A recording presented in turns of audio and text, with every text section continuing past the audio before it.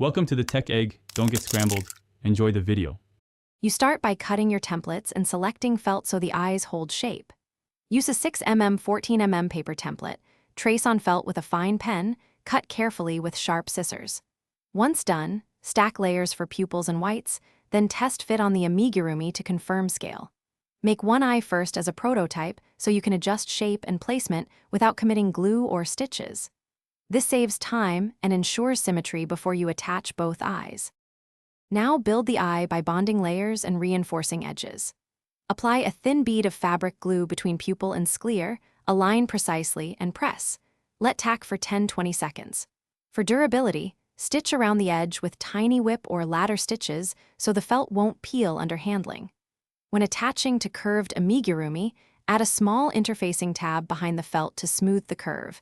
This prevents bubbling and keeps the eye flat. Make sure to trim any thread tails cleanly before final placement.